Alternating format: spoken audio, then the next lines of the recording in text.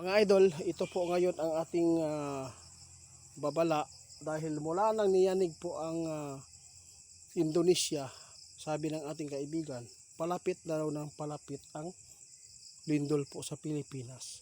Kaya yung sa ilalim ngayon ng mga fault line, sa ilalim ng lupa, sa dagat, nag-trigger na. Kaya sa lahat po ng mga makapanood sa atin, posibleng sa isang araw, posibleng yumanig ito ng 2 bisis. Ha? Tama. Ang Pilipinas, isa po dito sa banta, no? Ngayon ng lindol.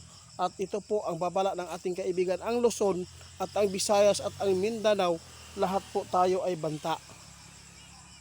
Oo, swerte po ngayon ang nasa bundok kasi malayo po sa mga dagat, malayo po sa mga building. Oh, tatanungin kita, ano po ang bahay mo? Di po ba yan second floor na gawa po ng concrete, mga idol? O gawa lang po ng mga kahoy, cladding, mga idol? Swerte po. Yon, kapag concrete, di malas yan, mga idol. Tingnan nyo, sa Colombia, ilan namatay?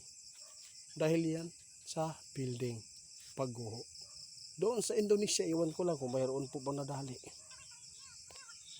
Ito po, pinapaalis na tayo ng ating kaibigan. Pinapaalirto na po ang Pilipinas ngayon. Dahil palapit na ng palapit. Nag-trigger na sa ilalim ng karagatan at ang lupa natin. Dahil sinabi ng ating kaibigan kanina na mayroon pong paggalaw sa dagat at yung hukay na nakita ng ating kaibigan, posible pa itong lumutang na. Ingat lang mga idol. Ang Davao, isa din po sa malapit sa dagat. Ingat, napakalaki po ang mga building dyan. Ingat po tayo. Kawawa po ang mga nagtatrabaho dyan sa mga building. Grabe mga idol ang mga sign ngayon. Talagang 4 na bisis po ang paggalaw sa lupa ngayon dito sa Mindanao. Ibig sabihin nito, talagang malapit na ang paggalaw dito sa itaas po ng kalupaan. Ibig sabihin nito, kapag dito na sa taas gumalaw, ito po ang masasabi ko. Kung umabot man ng 8, talaga magkakaroon na ng tsunami. Banta na tayo. Kapag dito gumalaw mga idol, talagang bahay na yan. Di ba? Oh, grabe si kaibigan. Kaya ipinapaalirto kayo ngayon sa lahat ng makapanood. Lahat po na nababanggit nating lugar, Luzon, Visayas, Mindanao, ingat po kayo. Sa mga malapit lang sa dagat po, dapat po talaga mag-iwas muna tayo doon matulog kasi hindi natin alam na maapektuhan tayo sa paglaki ng dagat, lalo na sa Indonesia. Grabe ang lakas, 7.7 magnitude. Imaginin po natin yan mga idol, grabe po ang nangyari.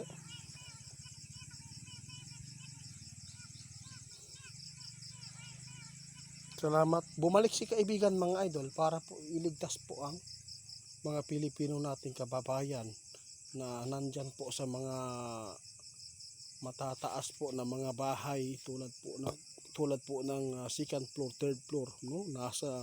Nagre-renta po sa apartment mga idol. Ingat po kayo dahil si kaibigan nababahala.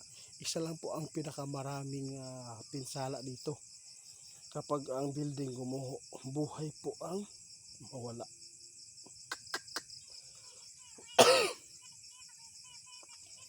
Mga idol, hanggang dito na lang si kaibigan. Salamat ninyo. Mga idol, ito po ang aking others no, ipapaabot sa inyo. Alam po ba kung bakit nagpapatuloy si kaibigan sa pagpapaabot sa lindol, no? Mga impormasyon. Dahil po ito ang nasaksihan po nila sa kanilang karian na talagang sobra ng nag-wild na ang mga lupa sa ilalim natin mga idol. Ang mga fault line hindi na maganda. No, lagi na pong nagkikiskisan. Ibig sabihin nito, kapag umangat yung isa, kung sobrang taas ang pag-angat, delikado yung pagbawi mga idol.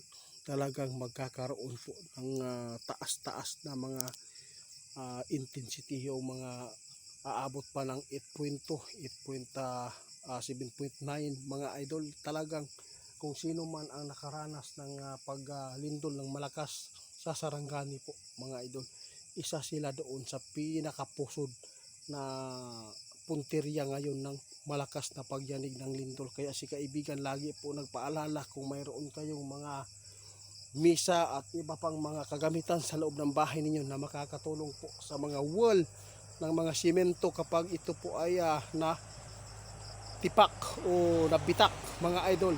Dahil kapag hindi ka magpanik, talagang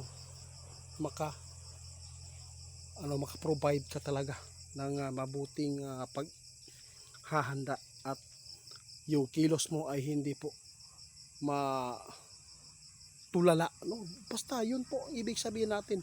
Basta ngayon mga idol, nababahala si kaibigan. Kaya ingat tayo sa gabing ito, matulog tayo na manalangin at kailangan natin na hindi po tayo magpapaapekto sa nangyayari dito sa ating bansa.